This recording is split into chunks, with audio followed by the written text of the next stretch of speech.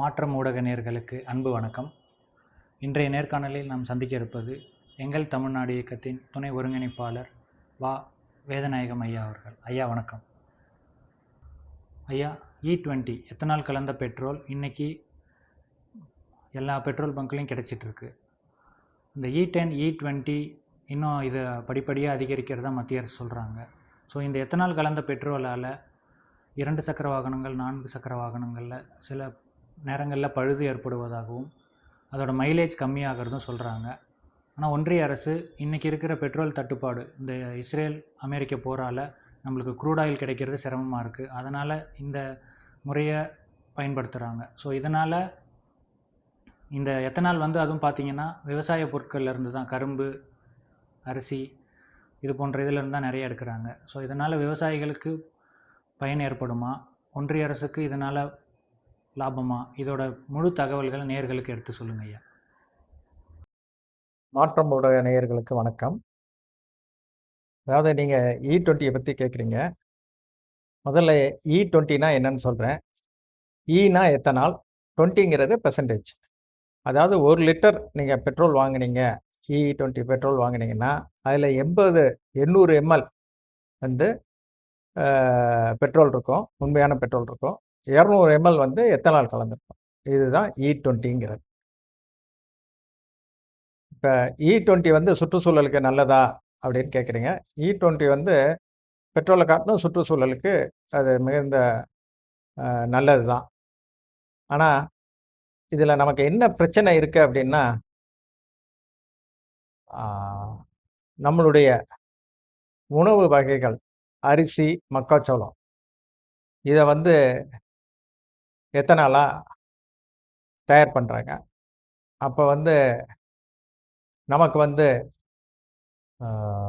அரிசியோ மக்காச்சோளமோ கிடைப்பதில் கொஞ்சம் தடை ஏற்படலாம் அப்படின்னு ஒரு சூழ்நிலை உண்டாகலாம் அப்படின்னு கருதுகிறோம். அதை நம்ம பின்னாடி பார்ப்போம். இதுக்கு அடுத்து நீங்கள் என்ன கேட்குறீங்க அப்படின்னா, இந்த E20னால வாகனங்களுக்கு ஏதாவது பிரச்சனை வருமா அப்படின்னு. E20னால வாகனங்களுக்கு பிரச்சனை வரல அப்படின்னு நம்ம மத்திய அரசு, ஒன்றிய அரசு சொல்லுது. ஆனால் உண்மையிலே பார்த்தீங்கன்னா அங்கங்கே பிரச்சனைகள் இருந்து கொண்டு தான் இருக்குது. இதுக்கு ஒரே ஒரு மத்திய அரசை பற்றி என்ன ஒரு கேள்வி கேட்குறோம் அப்படின்னா, நீங்கள் 2023லேருந்து E20க்கான இன்ஜினை தயார் பண்ணுறீங்க அப்படின்னு, தயார் பண்ணணும் அப்படின்னு சொல்லியிருக்கீங்க. எல்லா மேனுஃபேக்சரரும் E20க்கான இன்ஜினை தயார் பண்ணணும்னு சொல்லியிருக்கீங்க. அப்படின்னா இது பழைய இன்ஜின்லாம் ஒன்றும் ஆகாது, இது பாதிப்படையாது அப்படின்னா ஏன் இதுக்கு பண்ணணும்? ஏன் 2023லேருந்து புது இன்ஜினை கொண்டு வரணும்னு சொல்கிறீங்க? இது மக்களுக்கு இன்னும் புரியலை. ரெண்டாவது பார்த்தீங்கன்னா, இந்த எத்தனால் சுற்றுச்சூழல்லேருந்து அது நீரை உறிஞ்சக்கூடிய தன்மை இருக்குன்னு சொல்கிறாங்க. அதனால் மழை காலத்தில் அல்லது வாகனத்தை நாம் கழுவும் போது கொஞ்சம் ஜாக்கிரதையாக இருக்கணும். இல்லாட்டினா தண்ணி பெட்ரோலோட கலந்துரும் அப்படின்னு சொல்கிறாங்க. ஸோ இது நம்ம ஜாக்கிரதையாக பார்த்துக்கணும். இதுக்கு அடுத்து பார்த்தீங்க அப்படின்னா, E20 இதுலேருந்து தயார் பண்ணுறாங்க அப்படிங்கிறது பொதுவாக பார்த்தீங்கன்னா கரும்புலேருந்து தயாரிக்கிறாங்க. அடுத்து அதிகமாக பண்ணுறது மக்காச்சோளம், அதுக்கு அடுத்து அரிசி. இப்போ கரும்புலேருந்து E20 பண்ணும்போது நமக்கு சர்க்கரையும் கிடைக்குது, எத்தனாலும் கிடைக்குது. அதனால் எத்தனால் உண்டாக்கக்கூடிய தண்ணி தேவை அப்படின்னு பார்த்தீங்கன்னா அது 2 to 3 லிட்டர் இருந்தால் போதும். ஆனால் நீங்கள் ஒரு மக்காச்சோளத்தையோ இல்லை அரிசியோ நீங்கள் விளைவிக்கும் போது அதுக்கு 3000லேருந்து 4000 லிட்டர் தண்ணி தேவைப்படுது. அப்போ 3000 லிட்டர் டு 4000 லிட்டர் நம்ம தண்ணி பாய்ச்சினா தான் ஒரு மக்காச்சோளமோ அல்லது நமக்கு அரிசியோ கிடைக்கும். இப்போ இந்த மக்காச்சோளம் அரிசியை வந்து நம்ம நேராக எத்தனாலாக தான் கன்வெர்ட் பண்ணுறோம். சுகர் இது கரும்பு மாதிரி இது சுகர் வர்றது கிடையாது அதில். இது நேராக எத்தனாலாக தான் கன்வெர்ட் ஆகுது. அப்போ பார்த்தீங்கன்னா 1 லிட்டர் எத்தனால் உண்டாக்குறதுக்கு 3000 to 4000 லிட்டர் தண்ணி தேவைப்படுது. இது வந்து பிற்காலத்தில் அதிகமாக நம்ம மக்காச்சோளத்திலிருந்தும் அரிசியிலிருந்தும் தயார் பண்ணும்போது நமக்கு வந்து தண்ணீருடைய பயன்பாடு அதிகரிக்கும். அதனால் நிலத்தடி நீர் வற்றுவதற்கு வற்றலாங்கிற ஒரு கணிப்பு இருக்குது. இதை மக்கள் வந்து மக்களும் ஒன்றிய அரசும் இதை கவனத்தில் கொள்ளணும். இப்போ நீங்கள் கேட்குறீங்க, எத்தனால் வந்த பிறகு இன்னும் வந்து பெட்ரோல் ப்ரைஸ் வந்து ஜாஸ்தியாக தான் இருக்குது, ஏன் கம்மி ஆகலை அப்படின்னு.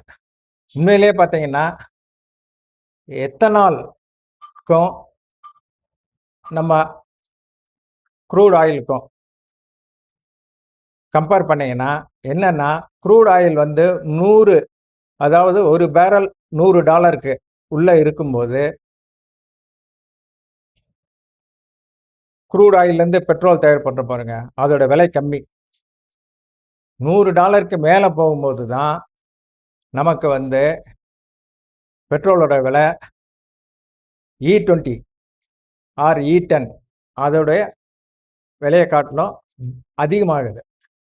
இப்போ பார்த்தீங்க அப்படின்னா 70-80 தான் வந்து ஒரு பேரலுடைய விலை இருக்குது டாலரில். ஸோ அதை நீங்கள் பார்க்கும்போது உங்களுக்கு எத்தனால் காட்டிலும் வெறும் பெட்ரோலாக நீங்கள் விற்றீங்கன்னா விலை கம்மியாக தான் இருக்கும். நம்ம வந்து இதையும் சேர்த்து எத்தனாலையும் சேர்த்து விற்கும்போது அதோட விலை வந்து ஜாஸ்தியாகுது. இப்போ பெட்ரோல்னால வந்து நமக்கு வந்து 65 ரூபா ஆகுது அப்படின்னு வச்சுக்கோங்க. எத்தனால் வந்து நம்ம வந்து 72 ரூபாய்க்கு வாங்குறோம்.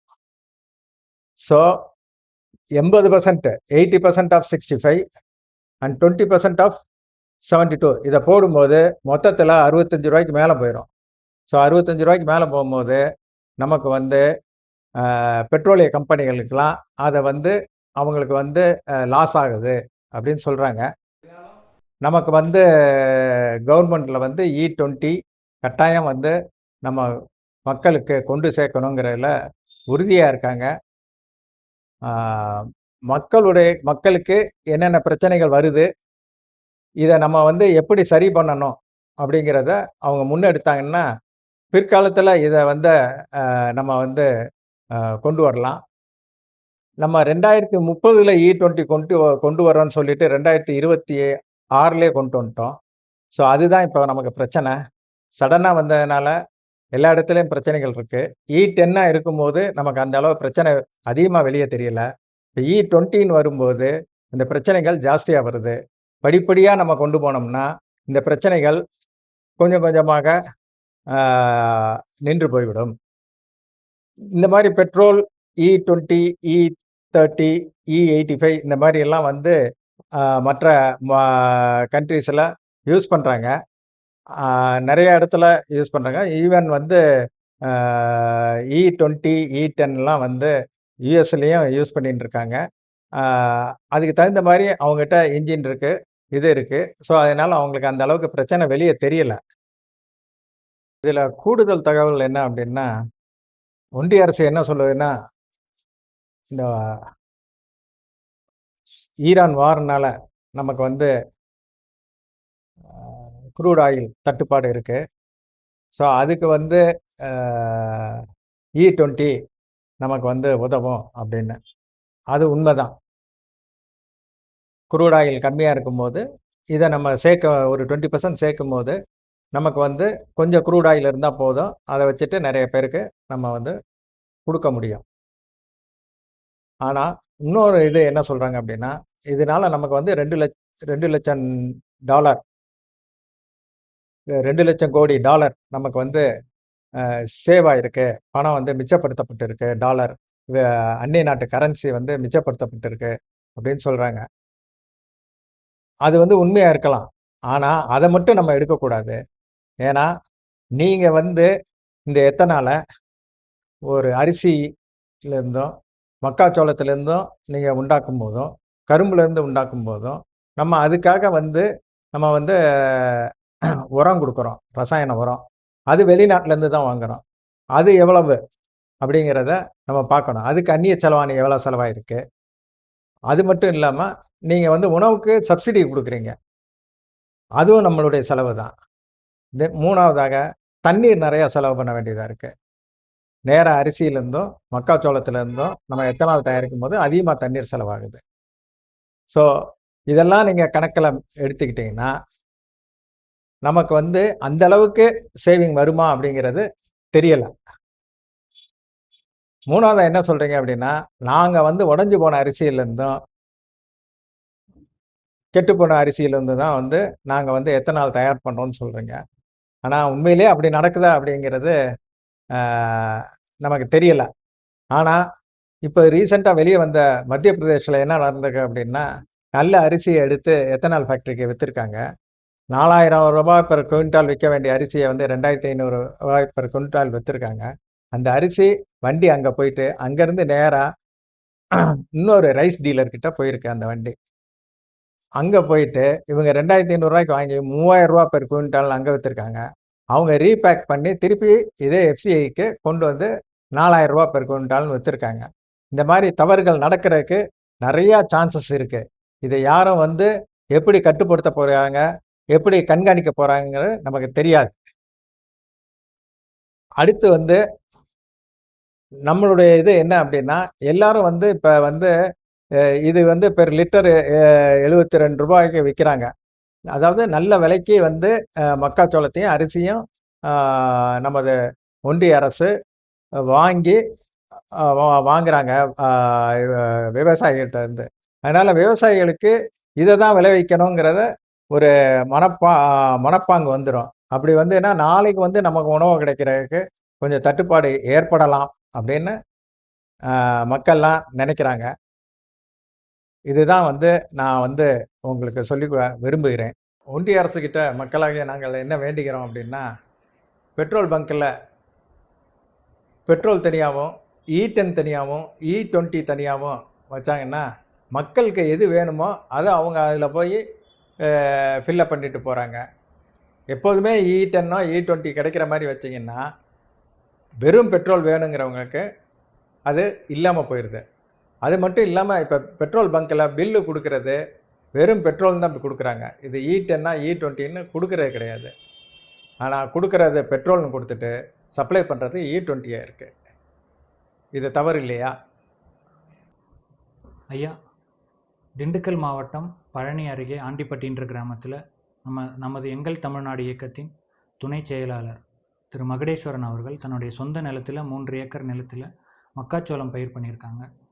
அந்த நிலத்தில் பயிர் செய்த மக்காச்சோளம் பயிரில் தண்ணி பற்றாக்குறை ஏற்பட்டதுனால அதனால் அவர் அலக்கழிக்கப்பட்டு இன்று அந்த பயிர் காய்ந்து அவருக்கு பெரிய இழப்பு ஏற்பட்டிருக்கு. இதுக்கு பின்னாடி இருக்கிற முழு தகவல் என்னங்க ஐயா? நேயர்களுக்கு விளக்கி சொல்லுங்கள். திண்டுக்கல் மாவட்டம் பக்கத்தில் பழனின்னு இருக்குது. அந்த பழனிக்கு பக்கத்தில் வந்து ஆண்டிப்பட்டிங்கிற ஒரு கிராமம். அந்த கிராமத்தை சேர்ந்தவர் தான் திரு மகுடேஸ்வரன்கிறவர். அவர் வந்து எங்கள் தமிழ்நாடு இயக்கத்தில் திண்டுக்கல் மாவட்டத்து துணைத் தலைவராக இருக்கார். அது மட்டும் இல்லாமல் அவர் விவசாய சங்கத்திலையும் துணைத் தலைவராக இருக்கிறார். அவர்கிட்ட ஒரு 3 ஏக்கர் நிலம் இருக்குது. அந்த நிலத்தை வந்து அவர் என்ன பண்ணியிருக்கார் அப்படின்னா, விவசாயம் பண்ணலாம் அப்படின்ட்டு மக்காச்சோள பயிரிட்டுட்டு தண்ணிக்காக பிடபிள்யூ டிபார்ட்மெண்ட் நீர்வளத்துறையை போய் அணுகியிருக்காரு. அங்கே வந்து ஒரு ஏக்கருக்கு நீங்கள் 2000 கொடுத்தா தான், அதாவது அவர்கிட்ட 3 ஏக்கர் இருக்குது, மொத்தம் 6000 ரூபாய் நீங்கள் பணம் கொடுத்தீங்கன்னா நாங்கள் தண்ணி விடுறோம், இல்லைன்னா தண்ணி விட முடியாதுன்னு சொல்லியிருக்காங்க. இவர் வந்து நேர்மையான விவசாயிங்கிறனால என்னால் லஞ்சம் கொடுக்க முடியாதுன்னு சொல்லிவிட்டு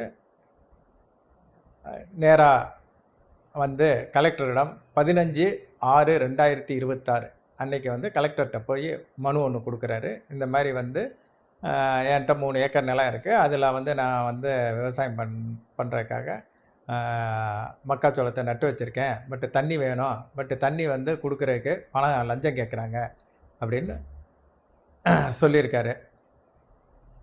அவங்க மேலே நடவடிக்கை எடுங்க அப்படின்னு.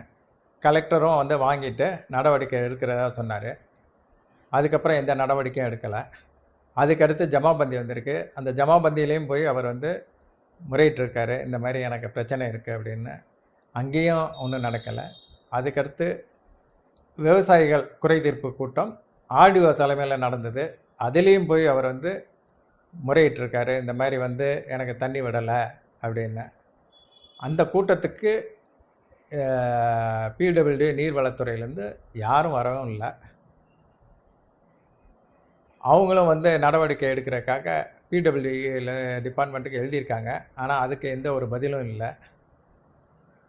இவர் தண்ணி விடாதனால இவருடைய பயிரெல்லாம் வந்து கருகி போச்சு. இனி தண்ணி விட்டாலும் அதனால் பயன் இல்லை. அதனால் மறுபடியும் என்ன பண்ணுறாரு அப்படின்னா, எனக்கு வந்து 3 ஏக்கருக்கு ஒரு 3 லட்ச ரூபா எனக்கு நஷ்டமாயிருச்சு. நான் பயிர் வச்சுருந்தேன் அப்படின்னா, அதை விற்றுருந்தேன் அப்படின்னா ஒரு 120 மூடை எனக்கு வந்து பயிர் கிடச்சிருக்கும். அதை விற்றா எனக்கு வந்து ஒரு 3 லட்ச ரூபா கிடச்சிருக்கும். அந்த பணம் வந்து எனக்கு கிடைக்கல. என்னுடைய வாழ்வாதாரமே இதுதான். இது கிடைக்கலன்ட்டு மறுபடியும் வந்து கலெக்டர்கிட்ட மனு கொடுக்குறாரு. உதவி பொறியாளர்கிட்ட மனு கொடுக்குறாரு. செயற்பொறியாளர்கிட்ட மனு கொடுக்குறாரு. ஆர்டிஓ கிட்ட மனு கொடுக்குறாரு. அதுக்கப்புறம் முதன்மை செயலாளருக்கு நீர்வளத்துறை அவருக்கு மனுவை கொரியரில் அனுப்பிச்சிருக்கு. இது ரிஜிஸ்டர் போஸ்ட்டில் அனுப்பிச்சிருக்காரு. நீர்வளத்துறை அமைச்சர் அவருக்கும் வந்து மனு அனுப்பிச்சிருக்காரு. சிஎம் செல்லுக்கும் அவர் வந்து மனு அனுப்பிச்சிருக்காரு. இத்தனை பேருக்கு அனுப்பிச்சோம். மறுபடியும் எந்த பதிலும் யார்கிட்ட இருந்து வரல. மறுபடியும் விடாமல் அவரை அடுத்து மறுபடியும் மனுவை கொடுத்துருக்காரு எல்லாருக்கும். அதற்கும் எந்த பதிலும் இல்லை. பிடபிள்யூ டிபார்ட்மெண்ட்டில் நேராக போய் கேட்டால் எங்கே கொடுத்தாலும் அந்த மனு எங்ககிட்ட தான் வரும். நாங்கள் தான் பதில் எழுதணும். அதனால் நீங்கள் எங்கே வேணாலும் போய் கம்ப்ளைண்ட் பண்ணிக்கோங்க அப்படின்னு சொல்லியிருக்காங்க. அதனால் இவர் விடாமல் இப்போ மறுபடியும் வந்து கடைசியாக ஒரு மனு ஒன்று எழுதி கொடுத்துருக்காரு. அதாவது நான் வந்து இந்த மாதிரி நீங்கள் தண்ணி விடாதனால எனக்கு வந்து இழப்பு ஏற்பட்டுருச்சு. இது வந்து உங்களுடைய சட்டத்திட்டங்களுக்கு நீங்கள் நடக்காதனால எனக்கு இழப்பு. இதை வந்து நான் வந்து நீங்கள் எனக்கு 15 நாளுக்குள்ளே நீங்கள் வந்து எனக்கு வந்து என்னுடைய கோரிக்கைக்கு என்னுடைய மனுவுக்கு பதில் கொடுக்கல அப்படின்னா நான் வந்து ரிட் பெட்டிஷன் கோர்ட்டில் போட போகிறேன். அது மட்டும் இல்லாமல் உங்களை மேலே நடவடிக்கை எடுக்க சொல்லி கோர்ட்டில் கேட்க போகிறேன் அப்படின்னு பதில் கொடுத்துருக்காரு. இதை மனு கொடுத்துருக்காரு. அதற்காக இன்னும் காத்துட்ருக்காரு. இன்னும் 15 நாள் முடியலை. அடுத்த வாரத்தோட அது 15 நாள் முடியுது. முடிஞ்ச பிறகு கோர்ட்டுக்கு போவார்னு நினைக்கிறேன். இவருக்காக நாங்களும் பல வழிகளில் முயன்றும் எல்லாரும் பண்ணுறேன்னு சொல்கிறாங்களே ஒழிய எதுவும் நடக்கலை. ஒரு விவசாயிக்கே இந்த அளவு, அதுவும் அவர் வந்து விவசாய சங்க துணைத் தலைவராகவும் இருக்கார். அவருக்கே இந்த நிலைமை. இதில் ஒரு அதிகாரி கூட பதில் அளிக்கவில்லைங்கிறது தான் நமக்கு ரொம்ப ஆச்சரியமாக இருக்குது. இதற்கடுத்து இவருக்காக நாங்கள் வந்து தமிழ்நாடு ஹியூமன் ரைட்ஸ் கமிஷனுக்கு மனு அளிக்கலான் இருக்கோம். ஏன்னா அவருடைய ஆர்டிக்கிள் 14, ஆர்டிக்கிள் 21 ரெண்டுமே வந்து அவருக்கு அவரை அந்த இதை வந்து நிறைவேற்ற முடியல. அதனால் இந்த தமிழ்நாடு ஹியூமன் ரைட்ஸ் கமிஷன் அவங்கள வந்து விசாரித்து இந்த குற்றம் பண்ண அதிகாரிகள் மேலே ஊழல் தடுப்பு சட்டத்தின் மூலமாக தண்டனை கொடுக்கவும், வாழ்வாதாரத்தை இழந்த விவசாயிக்கு ரூபாய் 3 லட்சம் நஷ்டஈடா கொடுக்கணும்னு கேட்க போகிறோம். இது இந்த வீடியோ வைரல் ஆச்சுன்னா இது நமது முதலமைச்சருக்கும் நீர்வளத்துறை அமைச்சருக்கும் மற்ற அதிகாரிகளுக்கும் பார்க்க நேரிடும். இதை பார்த்தாவது அவங்க மாறுவாங்களான்னு பார்ப்போம். அது மட்டும் இல்லாமல் நல்ல தீர்வு கிடைக்குமாங்கிறதை பார்க்கலாம். இது போன்ற மேலும் பல காணொளிகளுக்கு மாற்றம் சேனலை லைக் பண்ணுங்கள், ஷேர் பண்ணுங்கள், மறக்காமல் சப்ஸ்கிரைப் பண்ணுங்கள். நன்றி, வணக்கம்.